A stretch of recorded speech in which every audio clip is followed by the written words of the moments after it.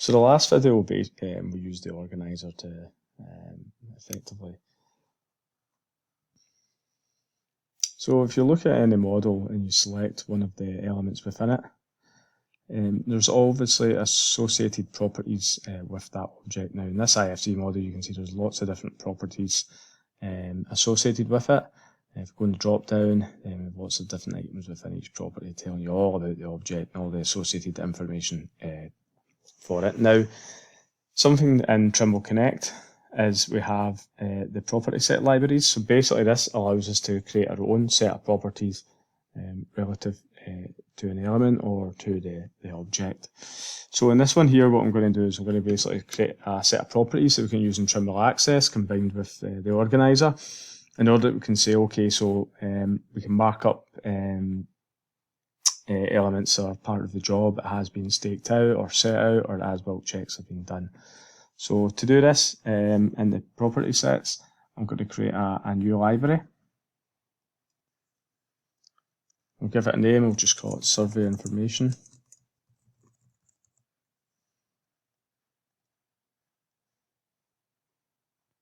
Okay, so the first thing you've done is create a library. That's the initial drop down, and then basically you can create different sets of properties that you want to add into that library. So when you hit the plus button, it basically opens up this page, and we can go up here and we can add a property in. So now basically we can add in anything we want to track, basically relative to the model. So let's say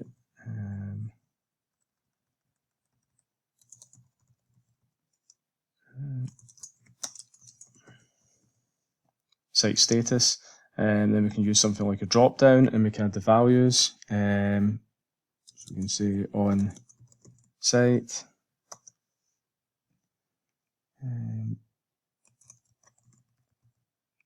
installed. We can add these in. Then we can add in additional properties on this drop down. So we can do things like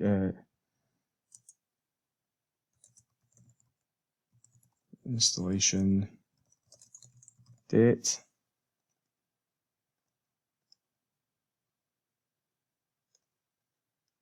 Now this will be a date, we can apply to that.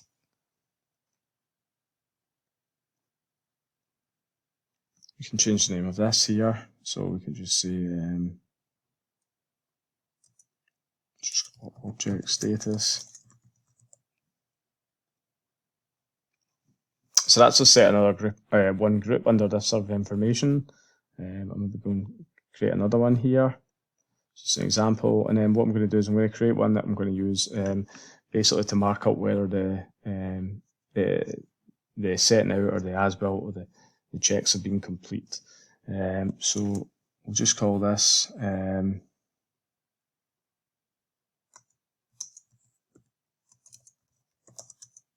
as-built status.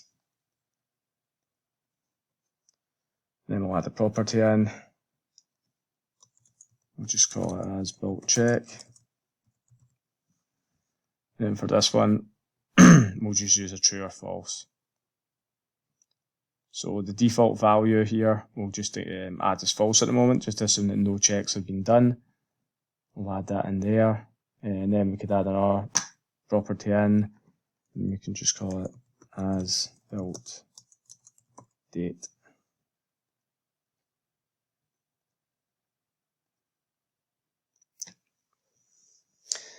And then we can create as many as these want or add them in however we want to, whatever basically information we're looking to add into the objects. And then once we're happy with that, then we can just use the publish command to publish our library. So now if I head back to our model,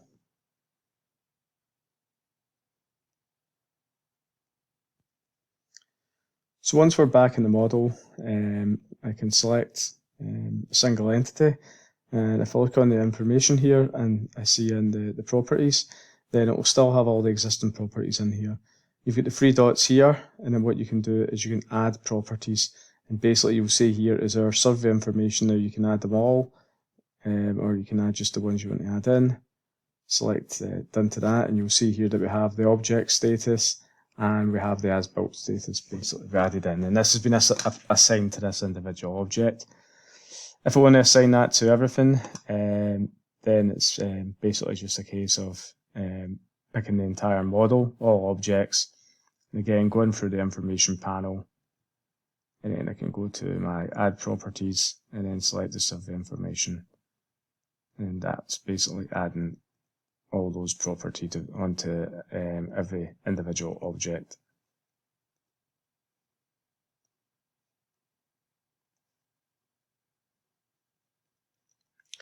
Okay, so now we've added our properties basically onto each object.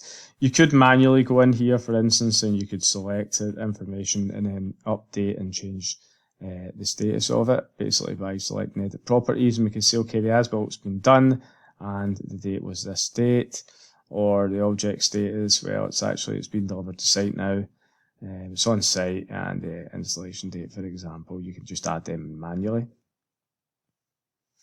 If we want to view some of the properties that we've added in quickly, then you can basically do that from the data table. So I'm just going to get my organizer here, and I'm going to just select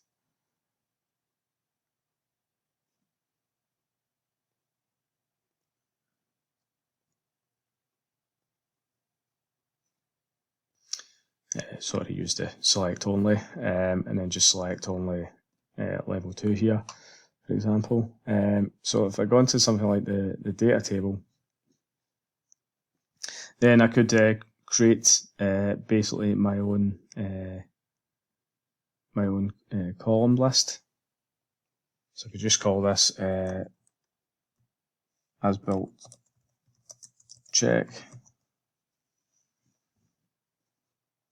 and on this one we will add in the as built check, the date, base level, we'll remove the area, name class, base level, as built check, as built date, and call it that one.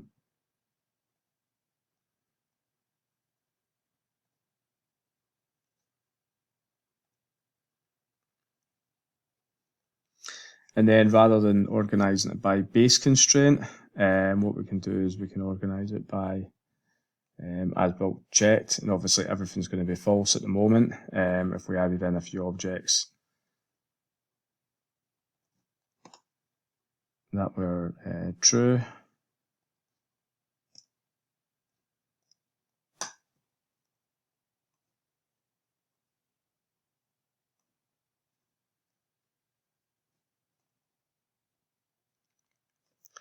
and then we could use the colour scheme here, and we can basically colour. So we could remove this one out. Basically, this is various objects that haven't been colourised in as true or false. But you could use this here basically to quickly visualise on a colour graphic using the data table.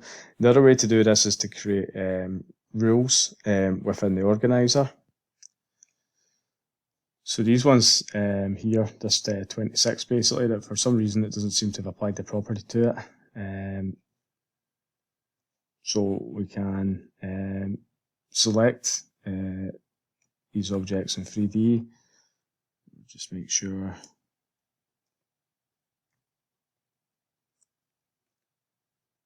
Just make sure we've selected everything there. And then we can go back in here and basically add in that property just to make sure it's caught all those ones.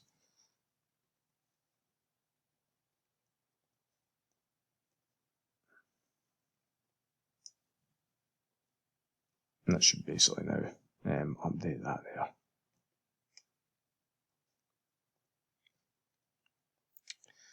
So we can do that using the data table. The other way we can do that as well is to use rule base, and this is where we can work between connect and also Trimble access basically to identify and to update the properties in access and see that filter through into connect. And we can use the rule base basically to colorise things like, okay, if it's true, if it's been done, we mark it as true, it's green. If it hasn't been done, it'll be false, it's red. So within the data organizer, I'm going to add a new group in here. I'm going to add a rules-based group. So we're going to select the model, and we're just going to go straight to the rules formula builder.